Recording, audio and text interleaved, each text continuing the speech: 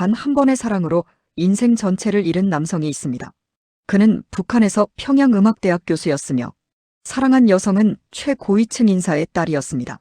두 사람은 음악 지도를 하며 마음을 나눴고 그 대가로 6개월간 국가보위부 지하조사실에 갇혀 모진 고문을 당했습니다. 그 후 교수직을 박탈당하고 청소부로 전락해 국가의 적으로 낙인 찍혀 감시 속에 살아야 했습니다. 25년 뒤 숙청 명단에 이름이 올라왔다는 소식을 듣게 된 그는 과연 어떤 선택을 했을까요? 지금부터 그 이야기를 들려드리겠습니다.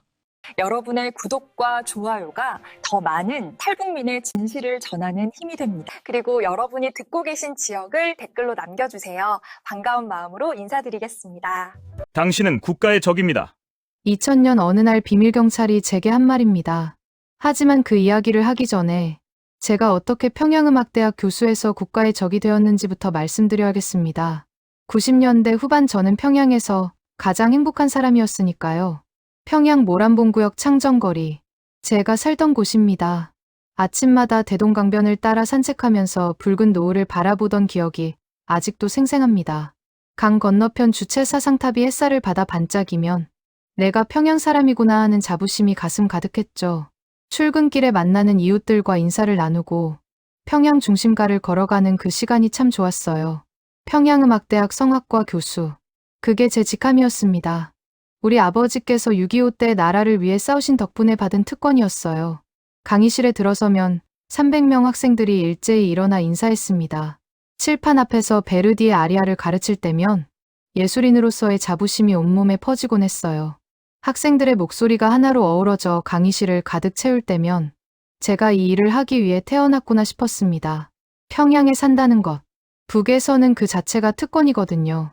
배급이 다른 지역보다 2배는 많이 나왔고 겨울에도 난방 걱정 없이 지낼 수 있었습니다. 전기도 하루 20시간은 들어왔으니까요.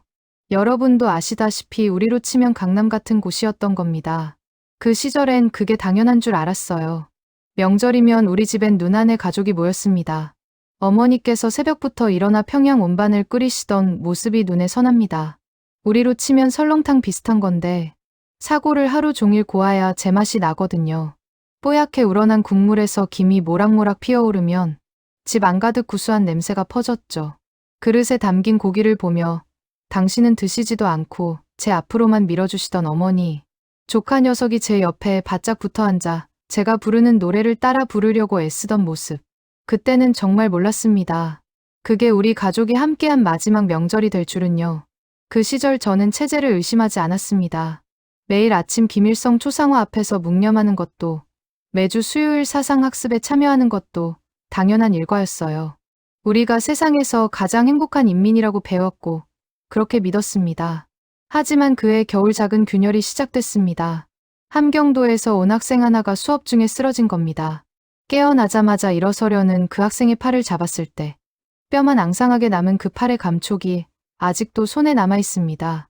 사흘째 옥수수죽 한 그릇이 전부였다고 하더군요. 불과 200km 떨어진 곳에서는 사람들이 굶고 있는데 저는 매일 흰쌀밥에 고기 반찬을 먹고 있었던 겁니다. 그날 밤 처음으로 잠을 설쳤습니다. 그해 가을 국가 행사 준비 통보가 왔습니다. 최고위층 인사 가족이 참석하니 완벽하게 준비하라. 그 행사장에서 만날 한 여성이 제 인생을 완전히 파괴할 줄은 그땐 몰랐습니다. 정확히 말하면 제가 그녀를 사랑하게 될 줄은요. 99년 가을, 제 인생이 바뀐 그날을 아직도 기억합니다. 국가 행사 준비였어요. 평양 대극장에서 열릴 건국 기념 공연이었는데 최고위층 인사들이 참석한다는 통보가 왔습니다. 저는 합창단 지휘를 맡았죠. 한 달 동안 밤낮으로 연습했습니다. 리허설 첫날이었습니다. 무대 위에서 학생들을 지휘하고 있는데 객석 뒤쪽에서 누군가 들어왔어요. 검은색 정장을 입은 경호원들 사이로 한 여성이 보였습니다. 20대 초반쯤 돼 보이는 흰 블라우스에 검정 치마를 입은 여성이었죠. 그녀가 앞자리에 앉는 순간 무대 조명이 그녀를 비췄습니다. 그 순간을 어떻게 설명해야 할까요? 시간이 멈춘 것 같았어요. 연습이 끝나고 그녀가 무대로 올라왔습니다. 음악을 전공한다며 몇 가지 질문을 했어요. 베르디와 푸치니 이야기를 나누는데 그녀의 눈빛이 정말 순수했습니다. 음악을 진심으로 사랑하는 사람의 눈빛이었죠. 신분이고 뭐고 생각나지 않았습니다. 그저 음악을 사랑하는 한 사람과 이야기를 나누고 있을 뿐이었어요. 그날 이후 그녀는 자주 리허설장에 나왔습니다. 공식적으로는 행사 점검이었지만 우리 둘 다 알고 있었죠. 음악 이야기를 나누는 게 좋아서 만나는 거라는 거요. 가끔 제가 피아노로 곡을 연주하면 그녀가 노래를 불렀습니다. 맑고 청아한 목소리였어요. 그 순간만큼은 평양도, 체제도, 신분도 없었습니다. 그저 음악만 있었죠. 한 달이 지났을 때 행사가 끝났습니다. 마지막 날 그녀가 조용히 말했어요. 내년에도 이런 기회가 있으면 좋겠다고. 저도 그랬으면 좋겠다고 대답했습니다. 그때 처음 깨달았어요. 제가 그녀에게 빠져들고 있다는 거요. 하지만 동시에 두려움도 느꼈습니다. 주변 사람들의 시선이 달라지기 시작했거든요. 같은 교수들이 수군거리는 소리가 들렸어요. 최고위층 인사의 딸과 평범한 교수가 가까워진다는 게 어떤 의미인지 저도 모를 리 없었습니다. 그해 겨울, 잠 못 이루는 밤이 많았어요. 사랑과 두려움 사이에서 흔들렸습니다. 이듬해 봄, 다시 연락이 왔습니다. 그녀가 음악계인 지도를 받고 싶다고 했대요. 거절할 수 없었습니다.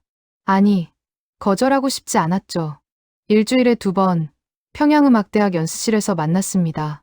공식적으로는 교수와 학생이었지만 우리는 이미 그 이상이었어요. 어느 날 그녀가 물었습니다. 음악을 하면서 가장 행복한 순간이 언제냐고요. 저는 솔직하게 답했습니다. 지금 이 순간입니다. 그녀가 미소 지었어요. 그 미소를 보며 알았습니다. 이 사랑은 절대 이루어질 수 없다는 것을요. 하지만 멈출 수도 없었습니다. 우리 세대는 사랑도 자유롭게 할 수 없었습니다. 신분이 모든 걸 결정했죠. 그래도 그 순간만큼은 행복했어요. 곧 닥쳐올 불행을 알았더라면 그때 멈췄을까요? 아니요. 어차피 사랑에 빠진 사람은 멈출 수 없으니까요. 2000년 2월 모든 게 무너졌습니다. 새벽 4시였어요. 집 문을 두드리는 소리에 잠에서 깼습니다. 비밀 경찰이었죠.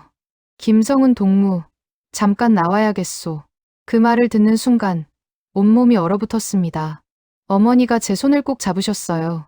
떨리는 손이었습니다. 국가보위부 지하 조사실로 끌려갔습니다.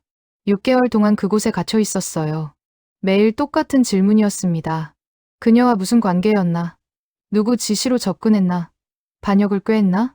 아무리 음악 지도뿐이었다고 해도 믿지 않았어요. 벽에 기대서 자고 하루 2끼 옥수수죽으로 연명했습니다.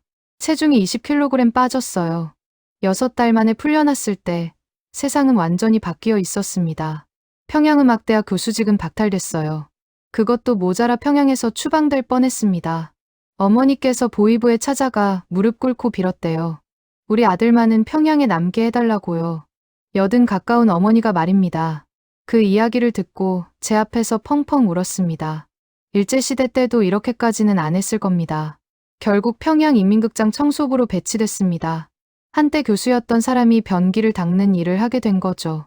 월급은 교수 때의 10분의 1이었어요. 쌀은커녕 옥수수도 제대로 살 수 없는 돈이었습니다.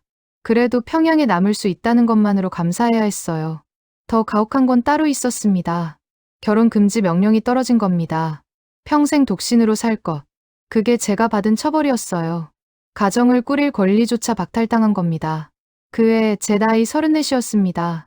누나네 가족도 피해를 받았습니다. 누나 남편이 직장에서 해고됐어요. 반동 분자의 처남이라는 이유였죠.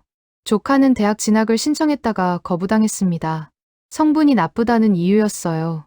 제 때문에 가족 전체가 연좌제에 묶인 겁니다. 극장 동료들은 저를 멸시했습니다.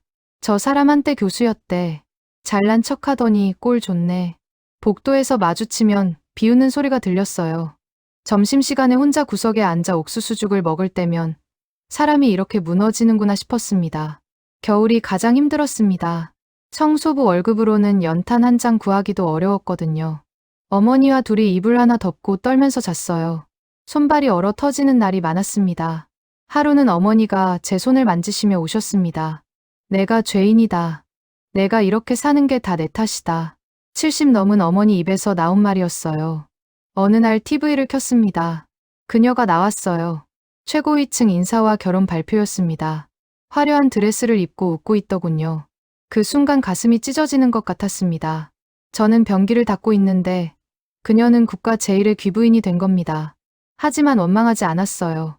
그녀도 선택할 수 없었을 테니까요. 우리 둘 다 체제의 희생양이었던 겁니다.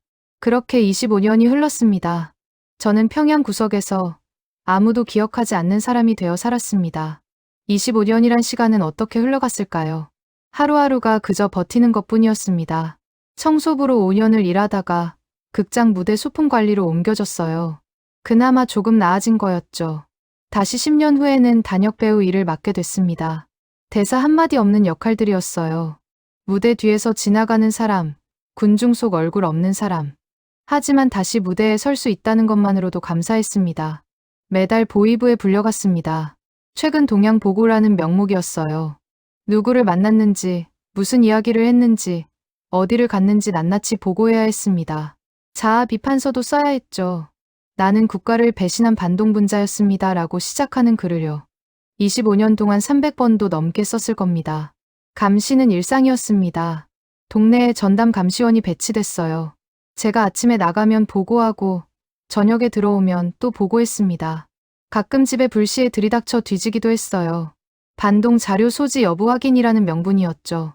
책 한 권, 편지 한 장까지 다 뒤졌습니다. 2018년 3월 어머니께서 돌아가셨습니다. 88세였어요. 제가 청소부로 일하는 걸 보시며 얼마나 가슴 아파하셨을까요? 임종도 제대로 지키지 못했습니다. 극장 일 때문에 늦었거든요. 어머니 손을 잡았을 때는 이미 차가워져 있었어요. 어머니, 불효자 용서하세요. 그 말밖에 할 수 없었습니다. 장례도 제대로 치르지 못했습니다. 관도 제대로 못 구했어요. 평양 외곽 공동묘지에 모셨습니다. 비석 하나 못 세웠어요. 돈이 없었거든요. 명절 때마다 그 무덤 앞에 가서 절을 올렸습니다. 어머니, 제가 이렇게밖에 못해서 죄송합니다. 2020년 더 큰 비극이 찾아왔습니다. 누나와 조카가 정치범 수용소에 끌려간 겁니다. 조카가 장마당에서 한국 드라마를 봤다는 이유였어요. 하지만 진짜 이유는 따로 있었습니다. 저 때문이었죠. 반동분자의 가족이라는 낙인 때문에 트집을 잡힌 겁니다. 누나는 그때 60이었고 조카는 30이었어요. 소식을 듣고 미칠 것 같았습니다. 보위부에 찾아가 빌었어요. 제 가족을 풀어주십시오. 제가 대신 들어가겠습니다. 하지만 문전박대당했습니다. 그 후로 누나와 조카 소식은 들을 수 없었어요. 지금도 생사를 모릅니다. 그때부터 정말 혼자가 됐습니다. 어머니도, 누나도, 조카도 다 떠났어요. 아침에 눈을 뜰 때마다 생각했습니다. 왜 살아야 하나? 무엇을 위해 버티나? 하지만 죽을 용기도 없었어요. 그저 하루하루 숨만 쉬며 살았습니다. 환갑도 못 채운 나이에 이미 늙은이가 되어버렸습니다. 거울을 보면 백발이 성성한 노인이 보였어요. 50대인데 70대처럼 보였죠. 25년이란 세월이 제 모든 걸 앗아갔습니다. 2025년 5월, 운명이 다시 한번 저를 찾아왔습니다. 극장 동료가 조용히 귀띔했어요. 형님, 최종 숙청 명단에 이름 올라갔대요. 그 말을 듣는 순간, 이상하게도 두렵지 않았습니다. 오히려 해방되는 기분이었어요. 형님, 최종 숙청 명단에 이름 올라갔대요. 그 말을 듣고도 처음엔 실감이 나지 않았습니다. 25년을 버텼는데 이제 와서 숙청이라니요. 하지만 곧 현실이 됐어요. 보위부 소환 통지서가 날아왔습니다. 5월 30일까지 출두하라. 그 날짜는 일주일 후였어요. 그날 밤 잠을 이루지 못했습니다. 창밖을 바라보며 생각했어요. 이대로 죽을 것인가? 아니면 마지막으로 한번 살아볼 것인가? 어차피 죽을 바엔 자유를 보고 죽자. 그런 생각이 들었습니다. 다음 날 아침, 결심했습니다. 탈출하기로요. 25년 전 같았으면 못했을 겁니다. 어머니가 계셨으니까요. 하지만 이제 잃을 게 없었어요. 누나도, 조카도 수용소에 있고, 어머니는 돌아가셨습니다. 저 혼자만 남았으니 제 목숨은 제가 결정할 수 있었죠. 25년 동안 몰래 돈을 모았습니다. 극장에서 받는 월급으로는 불가능했어요. 가끔 무대 소품 수리를 해주고 받은 돈, 명절 때 받은 뇌물 몇 푼. 그렇게 조금씩 모은 게 중국 돈으로 3,000위안이었습니다. 우리 돈으로 치면 60만 원쯤 되는 돈이었죠. 25년 모은 전 재산이었어요. 브로커를 찾았습니다. 극장에 출입하는 장사꾼 중에 그런 일을 하는 사람이 있다는 소문을 들었거든요. 조심스럽게 접근했어요. 두만강 건너갈 수 있겠소? 그 사람이 저를 한참 쳐다보더니 고개를 끄덕였습니다. 3천 위안이면 함경도까지 데려다 주겠소. 준비할 시간은 사흘이었습니다. 짐은 최소한으로 꾸렸어요. 옷 한 벌, 어머니 사진 한 장. 그게 전부였습니다. 평생 살던 집을 떠나는데 가져갈 게 그것밖에 없더군요. 마지막 날 어머니 산소에 갔습니다. 평양 외곽까지 2시간을 걸어갔어요. 무덤 앞에 무릎 꿇고 절을 올렸습니다. 어머니, 불효자가 이제 떠납니다. 자유로운 땅에서 다시 어머니를 찾아뵙겠습니다. 그때는 떳떳한 아들로 오겠습니다. 눈물이 멈추지 않았어요. 돌아오는 길에 대동강을 마지막으로 봤습니다. 30년을 매일 보던 강이었어요. 주체사상탑도, 모란봉도, 창정거리도 다 보였습니다. 저기서 교수로 살았고, 사랑했고, 무너졌습니다. 이제 다시는 못 볼 풍경이겠죠. 집에 돌아와서는 어머니가 쓰시던 수저를 꺼냈습니다. 품에 넣었어요. 이것만은 꼭 가져가야 했습니다. 하늘에 계신 어머니, 수용소에 계신 누나와 조카를 생각하며 기도했습니다. 제발 이 몸 무사히 자유를 찾게 해주십시오. 5월 25일 새벽, 브로커를 만났습니다. 평양역 뒤편 허름한 여관이었어요. 준비됐소? 예, 준비됐습니다. 3천 위안을 건넸습니다. 25년 인생의 값이었어요. 화물차에 올라탔습니다. 짐칸 속에 숨어서 함경도로 향했습니다. 차가 달리는 내내 떨렸어요. 걸리면 즉결 처형입니다. 하지만 동시에 희망도 느꼈습니다. 25년 만에 처음 느끼는 희망이었죠. 이틀을 달려 온성에 도착했습니다. 두만강이 바로 앞이었어요. 브로커가 말했습니다. 내일 새벽 3시에 건너야 합니다. 그날 밤, 평생 처음으로 자유를 꿈꿨습니다. 59년을 살아온 인생에서 가장 간절한 꿈이었어요. 2025년 5월 27일 새벽 3시, 제 인생에서 가장 긴 밤이었습니다. 두만강변 갈대밭 속에 숨어 있었어요. 강물 흐르는 소리만 들렸습니다. 브로커가 속삭였어요. 곧 순찰조가 지나갑니다. 10분 후에 건너야 합니다. 심장이 터질 것 같았습니다. 이 나이에 강을 건너다니요. 젊었을 때였으면 헤엄도 잘 쳤을 텐데 59살 몸으로는 자신이 없었어요. 하지만 물러설 수 없었습니다. 앞은 자유, 뒤는 죽음이었으니까요. 순찰대 불빛이 지나갔습니다. 브로커가 신호를 보냈어요. 지금입니다. 갈대밭을 빠져나와 강둑으로 내려갔습니다. 5월인데도 강물이 차가웠어요. 발을 담그는 순간 온몸이 굳었습니다. 빨리 들어가야 합니다. 다음 순찰까지 5분밖에 없소. 브로커가 재촉했습니다. 이를 악물고 강물 속으로 들어갔어요. 허리까지 차오르자 숨이 막혔습니다. 60년을 산 인생에서 가장 무서운 순간이었어요. 강 한가운데쯤 왔을 때 물살이 세졌습니다. 발이 땅에서 떨어졌어요. 떠내려가기 시작했습니다. 안 돼. 여기서 죽을 순 없어. 필사적으로 헤엄쳤어요. 팔다리에 힘이 하나도 없었지만 정신력으로 버텼습니다. 그때 뒤에서 불빛이 보였습니다. 순찰대였어요. 저기 누구냐? 소리가 들렸습니다. 들켰습니다. 총소리가 날 수도 있었어요. 하지만 멈출 수 없었습니다. 더 빠르게 헤엄쳤어요. 제발, 제발, 제발. 그 말만 되뇌었습니다. 강물을 삼켰습니다. 숨이 막혔어요. 아, 여기서 죽는구나 싶었습니다. 하지만 그 순간 하늘에 계신 아버지가 떠올랐어요. 6.25 때 나라 위에 싸우셨던 아버지. 그리고 어머니. 아직 죽으면 안 됩니다. 마지막 힘을 짜냈습니다. 발이 땅에 닿았습니다. 중국 땅이었어요. 기어서라도 올라갔습니다. 온몸이 젖었고 이가 딱딱 부딪혔어요. 하지만 살았습니다. 자유의 땅에 발을 디뎠습니다. 뒤를 돌아봤습니다. 북한 땅에 불빛이 보였어요. 저기 어머니 산소가 있고 누나와 조카가 수용소에 있습니다. 그리고 그녀가 있죠. 30년을 그곳에서 살았습니다. 이제 다시는 돌아갈 수 없는 땅이 됐어요. 브로커가 저를 일으켰습니다. 서 있을 시간 없소. 빨리 가야 합니다. 중국 공안도 위험했거든요. 젖은 옷을 입은 채로 걷기 시작했어요. 이 나이에 이렇게 고생하다니요. 1시간쯤 걸었을까요? 작은 마을이 나왔습니다. 조선족 마을이었어요. 브로커가 한 집 문을 두드렸습니다.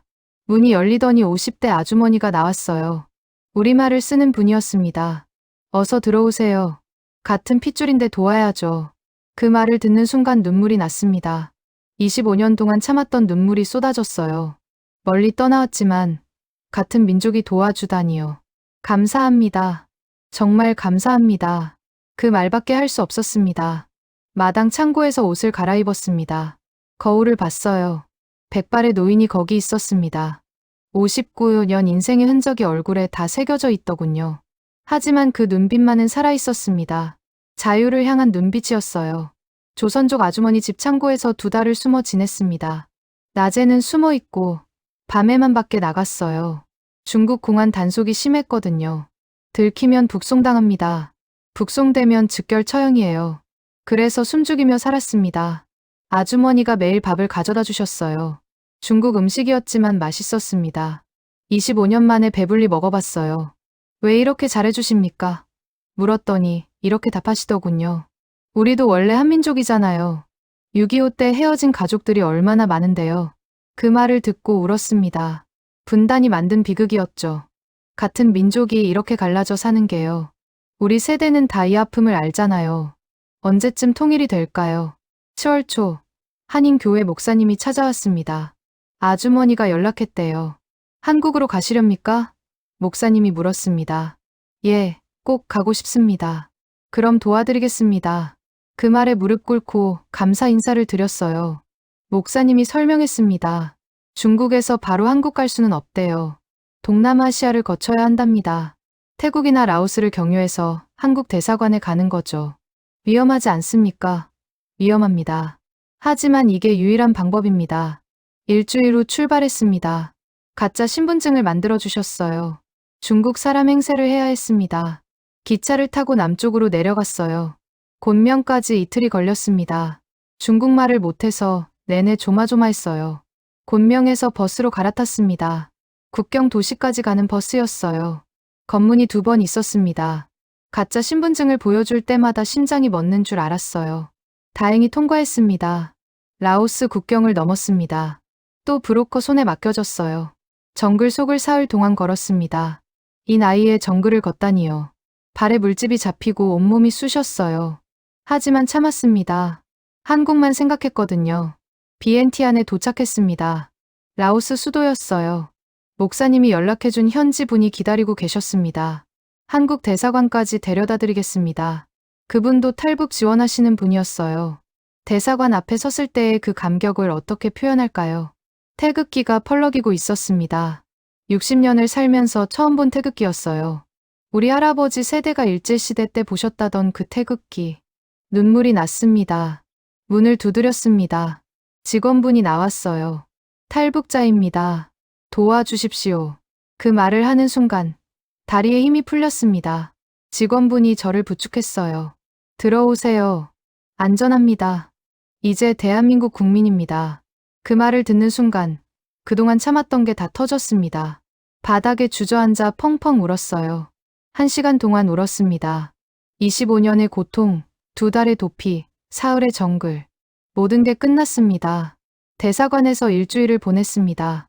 신원 조사를 받고 서류를 작성했어요. 8월 15일 광복절에 한국행 비행기를 탔습니다. 의미 있는 날이었죠. 제게도 광복이었으니까요. 비행기가 뜨는 순간 창밖을 봤습니다. 구름 위로 올라가면서 생각했어요. 이제 정말 자유입니다. 환갑도 못 채운 나이지만 새로 태어나는 겁니다. 2025년 8월 15일 인천공항에 내렸습니다. 처음 한국 땅을 밟았을 때의 그 떨림을 잊을 수 없어요. 공항이 이렇게 크고 밝고 사람이 많은 곳인지 몰랐습니다. 평양 순환공항과는 차원이 달랐어요. 통일부 직원분들이 마중 나와 계셨습니다. 대한민국에 오신 걸 환영합니다. 그 인사말에 또 눈물이 났어요. 60평생 처음 들어보는 환영이었거든요. 하나원으로 갔습니다. 탈북민 정착 교육을 받는 곳이에요. 3달 동안 그곳에서 지냈습니다. 남한 사회 적응 교육, 컴퓨터 사용법, 은행 이용법, 모든 게 새로웠어요. 스마트폰을 처음 만져봤습니다. 이 작은 기계로 세상 모든 정보를 볼 수 있다니요. 가장 충격적이었던 건 마트였습니다. 교육 일환으로 대형마트에 갔는데 물건이 넘쳐났어요. 쌀, 고기, 과일, 채소. 24시간 언제든 살 수 있답니다. 배급표도 필요 없고요. 평양에선 특권층도 못 누리던 풍요였어요. 인터넷으로 북한 소식을 찾아봤습니다. 그녀 소식도 나왔어요. 여전히 그 자리에 계시더군요. 30년 전 그 모습 그대로요. 사진을 보며 생각했습니다. 잘 지내시나요? 행복하신가요? 원망은 없었어요. 우리 둘 다 피해자였으니까요. 11월에 하나원을 수료했습니다. 정착금을 받았어요. 2천만 원이었습니다. 60년을 살면서 처음 받아보는 목돈이었죠. 집도 알선해 주셨습니다. 노원구 임대 아파트였어요. 처음 집에 들어갔을 때의 그 감동이란 온수가 나오고 난방이 되고 전기가 24시간 들어왔습니다. 화장실도 집 안에 있고요. 평양 교수 시절에도 못 누려본 환경이었어요. 하지만 적응은 쉽지 않았습니다. 말투가 달랐거든요. 합니다. 대신 해요를 쓰는 게 어색했어요. 음식 맛도 달랐습니다. 설탕을 많이 넣더라고요. 김치도 달고 불고기도 달았어요. 편의점에 갔다가 놀랐습니다. 밤 11시인데 문이 열려 있는 거예요. 24시간 연다더군요. 라면 하나 사 먹으려고 들어갔다가 1시간 동안 구경했습니다. 이게 자유구나 싶었어요. 지하철을 처음 탔을 때도 신기했습니다. 교통카드 하나로 어디든 갈 수 있더라고요. 평양에선 통행증 없이는 한 발짝도 못 나갔는데 말입니다. 강남역에 내려서 거리를 걸었어요.